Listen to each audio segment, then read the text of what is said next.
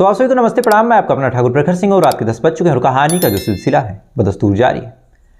आज लगभग 500 एपिसोड होने के बाद ऐसा पहली बार हुआ कि किसी कहानी को मैं दोबारा सुना रहा हूँ।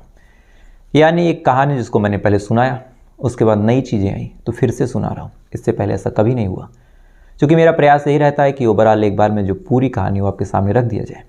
लेकिन आज की कहानी जब मैंने कल सुनाई तो कई ऐसे पॉइंट्स थे और कई ऐसे डाउट्स थे। अच्छा, उस कहानी को सुनाने के बाद मैंने देखा कि और लोग क्या बता रहे हैं, तो उन्होंने फिर ऐसी ऐसी चीज़ें बता रखी थी कि सुनने के बाद मैं कि अगर ये चीज़ें ये लोग बता रहे हैं तो मेरी रिसर्च में कहाँ कमी रह गई, कहीं मुझसे कोई गलती तो नहीं हो गई। अब आप 1 लाख लोगों ने सब्सक्राइब किया है, 1 लाख लोगों का भरोसा है, तो उस भरोसे का कत्ल भी नहीं होने देना है कि मैं कुछ गलत बता दूँ। तो फिर मैं काफ़ी परेशान हुआ कि अब इस हिसाब से चीज़ें बताई जा रही। इधर मैंने कहा कि फंदे से लटकी मिली लाश, इधर अलग अलग यूट्यूबरों ने बताया कि इस हिसाब से लाश मिली थी, इस हिसाब से देखा गया। तो मैं बड़ा परेशान हो गया कि कहीं मुझसे कोई गलती तो नहीं हो गई, और इतनी बड़ी गलती कैसे।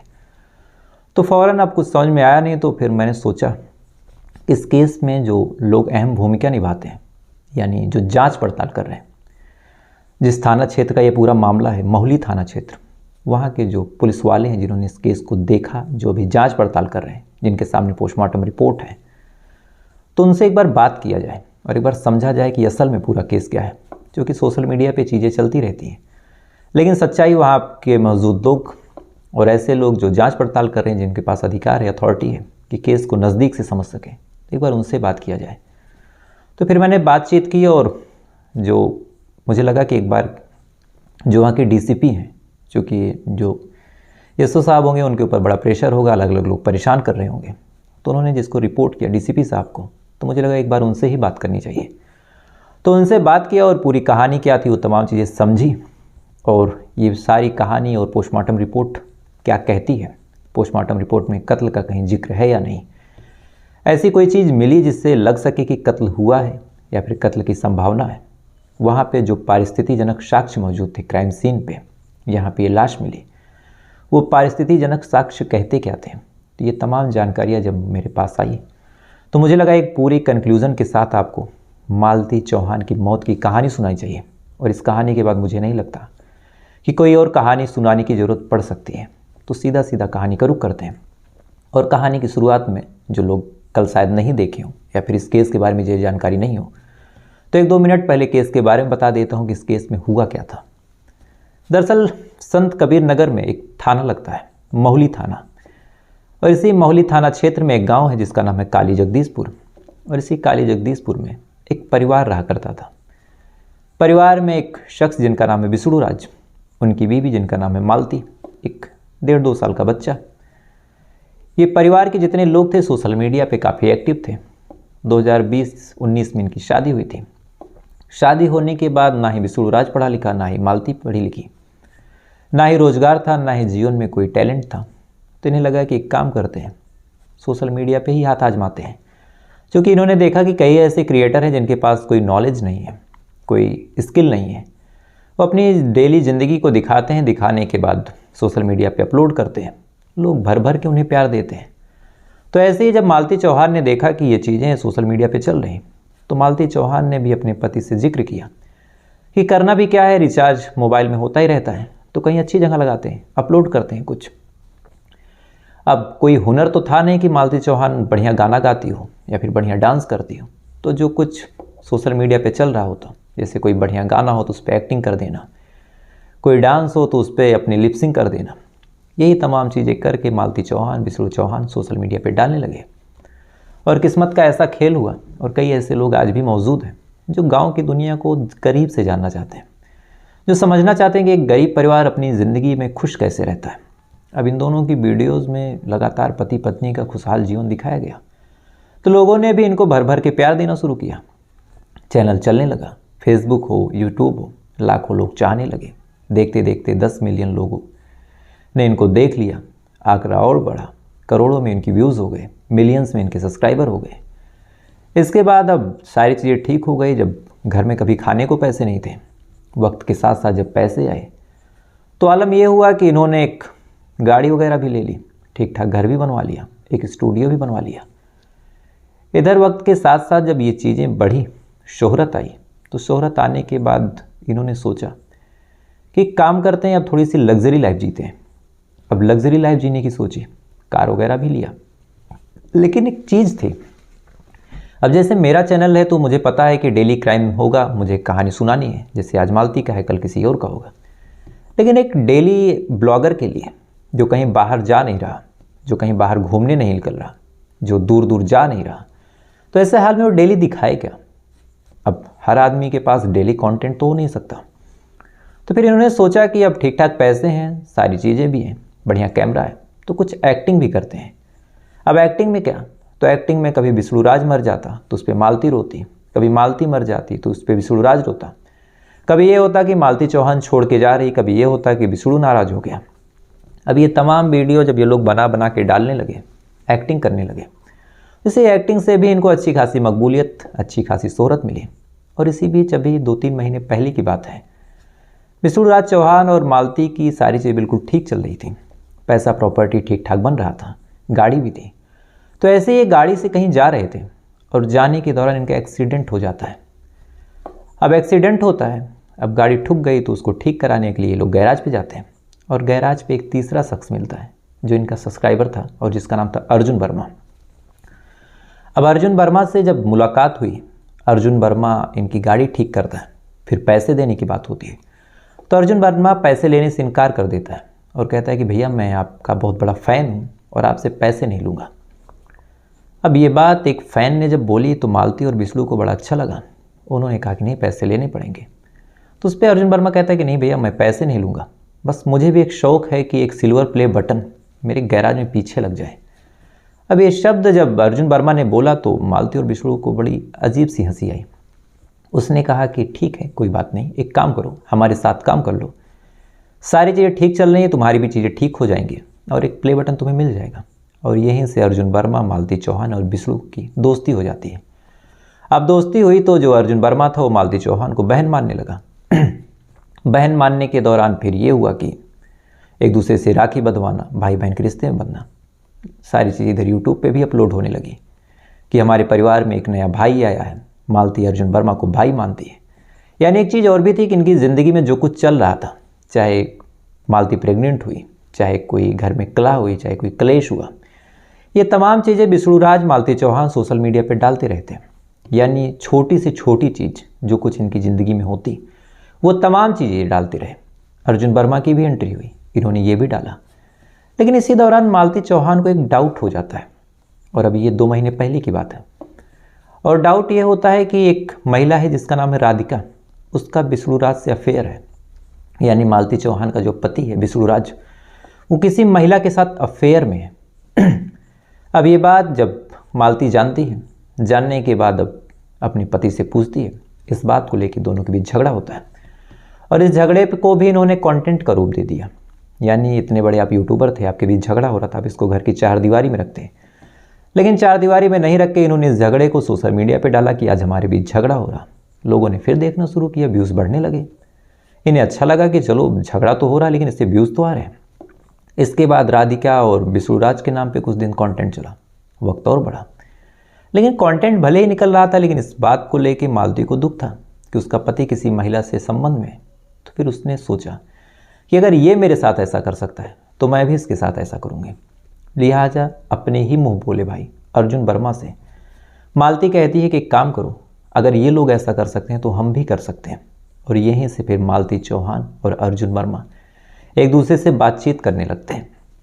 अब बातचीत भाई बहन से बदल के बॉयफ्रेंड गर्लफ्रेंड वाले कल्चर में आ गई। बॉयफ्रेंड गर्लफ्रेंड से अब बढ़ते बढ़ते इन दोनों के बीच सच में प्यार हो गया। इधर अर्जुन वर्मा पहले से शादीशुदा। अब जब प्यार हुआ उसके बाद ये लोग रात रात भर बातचीत करने लगे। तो बड़ा सा घर तो था नहीं, घर में सारे लोग रहते, तो इन तमाम चीज़ों की भनक विष्णुराज को भी लग गई। अब विष्णुराज को जब भनक लगी तो फिर झगड़ा शुरू हुआ, मामला पुलिस में गया। पुलिस में जाने के बाद फिर तमाम चीज़ें होने लगी। और इसी बीच एक भी की बात है, विष्णुराज ने मालती चौहान को धमकी दी और कहा कि आज तुम्हें मैं मारूंगा, आज तुम घर आओ। अब इतना सुनना हुआ कि सुनने के बाद वो अर्जुन को फ़ोन करती और कहती है कि आज मेरा पति मुझे मारेगा, एक काम करो तो मुझे मेरे मायके छुड़वा दो। अर्जुन वर्मा इस पर कहता है कि मैं मायके तो नहीं छुड़वा सकता, मैं किसी को भेज दूंगा, वो तुम्हारे साथ चला जाएगा और तुम्हारे मायके तुम्हें पहुंचा देगा। अब इतना होने के बाद अर्जुन वर्मा किसी को भेजता है, मालती उसके साथ अपने मायके चली जाती है। और इधर विष्णु राज को एक कंटेंट मिल गया और उसने यूट्यूब पे फिर से वीडियो बना के डाल दिया कि विष्णु राज की जो बीबी मालती चौहान है वो अर्जुन वर्मा के साथ भाग गई। अब लोगों को फिर से इंटरेस्ट आने लगा कि अब तक तो भाई बहन थे, ये भाग क्यों गए। अब सारी सिंपैथी विष्णु राज के साथ हो गई, मालती चौहान इधर विलन बन गई। अब मालती चौहान के पास कोई आईडी थी नहीं कि वो अपना पक्ष रख सके, लिहाजा मालती चौहान ने भी ये फैसला किया और उसने अपनी एक आईडी बनाई और यहीं से लगातार अब मालती चौहान अपना पक्ष रख रही, विष्णु राज अपना पक्ष रख रहा। दोनों अब एक दूसरे से चैनल के माध्यम से लड़ाई कर रहे हैं, यानी जो बात घर की चार दीवारी के बीच हो सकती थी वो तमाम चीज़ें बाहर की दुनिया को दिखा दिखा के सोशल मीडिया पे डाल डाल के व्यूज़ कमाने की लालच में दोनों मियाँ बीवी ने खूब किया। इसी बीच लगातार जब मालती और विष्णु का सच में झगड़ा होता रहा और अर्जुन वर्मा और मालती एक दूसरे के करीब आते गए, तो फिर विष्णु राज को एक और चीज़ सूझी कि इससे व्यूज़ तो आ ही रहे हैं, तो अगर इसमें कुछ मैं एक पब्लिसिटी स्टंट कर दूँ तो इस पब्लिसिटी स्टंट है उसका फ़ायदा ये होगा कि व्यूज़ खूब आएंगे और मेरे चैनल का जो अभी राइज टाइम थोड़ा सा डाउन है, रियल टाइम कम चल रहा, तो इन तमाम चीज़ों को करूँगा अगर वो कुछ ऐसा हो जाए कि लोगों को बड़ा शॉकिंग लगे तो व्यूज़ तगड़े आएंगे और पैसा मिल जाएगा। तो फिर उसने एक प्लान बनाया और कहा कि अगर मैं मालती और अर्जुन वर्मा की शादी करवा दूँ ऑन द कैमरा, तो ऑन द कैमरा शादी कराऊंगा और उसकी वीडियो को सोशल मीडिया पर डालूंगा तो तगड़े में व्यूज़ आएगा, लेकिन उसके लिए अब दोनों का रेडी होना ज़रूरी है। तो फिर जो विष्णु राज था अपनी बीवी को बुलाता और कहता है कि क्या तुम अर्जुन वर्मा से प्यार करती हो। तो इस पे मालती कहती है कि हाँ प्यार करती हूँ, तुमने भी किया था। तो उस पर कहता है कि चलो मैंने किया था तो क्या तुम शादी करोगे। तो जब शादी की बात आती है तो शादी की बात को सुन के अर्जुन वर्मा से वो पूछती है कि क्या तुम शादी करोगे, और इधर विष्णु राज मालती से पूछता है। तो दोनों सन्न रह जाते हैं और कहते हैं कि ये बॉयफ्रेंड गर्लफ्रेंड तक ठीक है, लेकिन शादी की बात कहाँ से आ गई। तो इस पर विष्णु राज अब लगातार उकसाता है और कहता है कि यही प्यार था कि दोनों एक दूसरे से शादी नहीं कर सकते। तब दोनों को जब उकसाया गया, मालती चौहान को उकसाया गया, अर्जुन वर्मा को उकसाया गया, तो दोनों फिर रेडी हो जाते हैं और कहते हैं कि ठीक है हम शादी करेंगे, हमारा प्यार इतना मजबूत है। विष्णु राज यही कंटेंट चाहता था। कैमरा ऑन हुआ, ट्राइपॉड पे कैमरा लगाया गया। मालती चौहान और अर्जुन वर्मा की रात के अंधेरे में अबीर लगा के, जिसे गुलाल अबीर जो भी आप कहें, वो लगा के मांग में उसको भर के, जबकि हिंदू रीति रिवाज के हिसाब से ये शादी वैलिड नहीं है, क्योंकि सिर्फ एक मांग में सिंदूर डालने से शादी नहीं होती, अग्नि के सामने फेरे लेने होते हैं, कस्में, वो तमाम चीज़ें होती हैं। तो विष्णु राज ने अपने कांटेक्ट के चक्कर में इन दोनों की शादी करवा दी।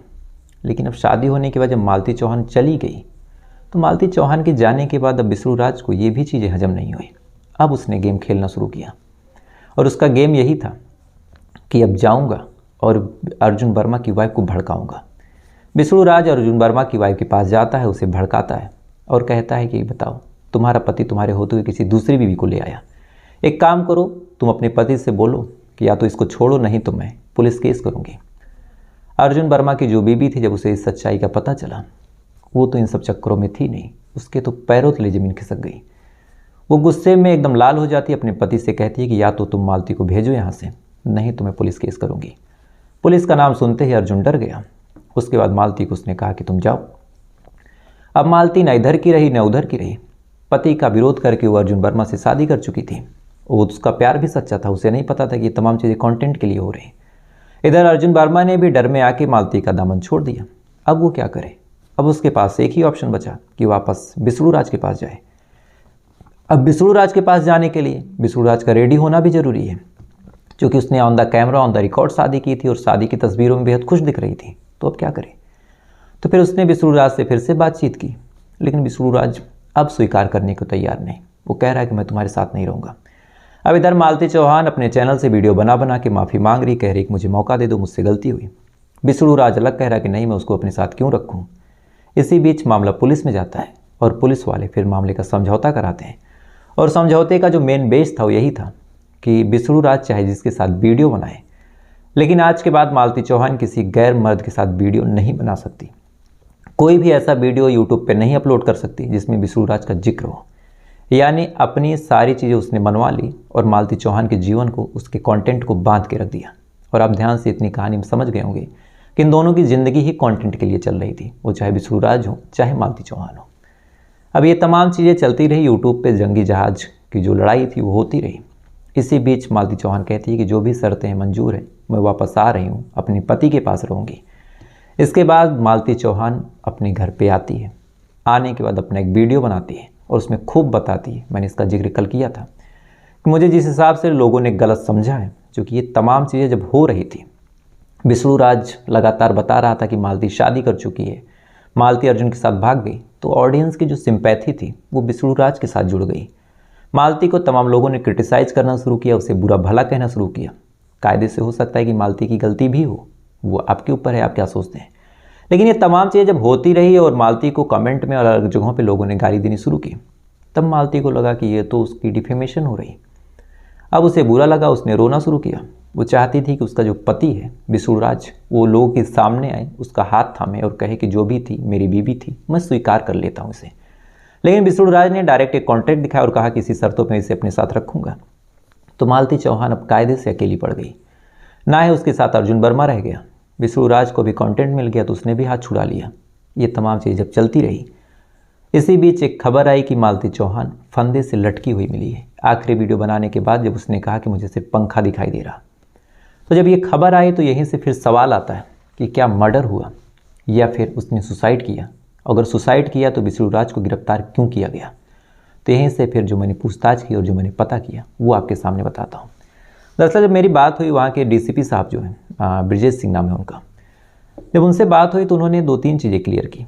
पहला कि जो वहाँ पे परिस्थितिजनक साक्ष्य मिले हैं, उन साक्ष्यों के आधार पे कहीं भी, और जो बॉडी का पोस्टमार्टम हुआ उसके हिसाब से कहीं भी बॉडी पे ना कोई इंजरी मार्क्स हैं, ना ही कोई ऐसा सबूत मिला जिससे ऐसा लगे कि इस महिला को किसी ने फोर्स किया। कमरे का जो स्ट्रक्चर था, जो भी वहाँ की फैली चीज़ें थी, वो तमाम चीज़ें भी ऐसी नहीं थी कि वहाँ कोई भी हाथापाई या फिर कोई भी मर्डर का कोई सबूत हो। साथ ही एक चीज़ अगर आप समझें कि अगर कोई हैंग करता है, सुसाइड कमिट करता है फांसी लगा के, तो उस चीज़ को अगर आप एजुमेशन के द्वारा समझें, तो अगर किसी को आप लेटा के या फिर ज़मीन पे गिरा के उसका गला दबाते हैं तो उसकी यूरिनेशन यानी उसके मूत्र का जो मार्ग होगा, क्योंकि फांसी लगने पे या गला दबने पे अक्सर ऐसा होता है कि आदमी का पेशाब निकल जाता है। तो अगर कोई ज़मीन पे लेटा है और उसका पेशाब निकलेगा तो पेशाब उसके ज़मीन यानी ज़मीन की दिशा में जाएगा। तो उस स्थिति में उसकी जांघें, उसके पीछे का हिस्सा, उसकी कमर, उन तमाम अंगों पे पेशाब लगेगा, यानी वो फैलता जाएगा, गंदा होगा पीछे।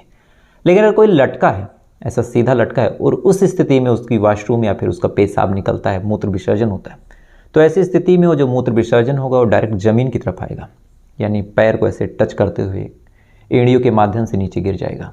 तो ये तमाम चीज़ें जब चेक की तो यहाँ कोई ऐसा सबूत नहीं मिला जिससे प्रूफ हो कि मर्डर हुआ है।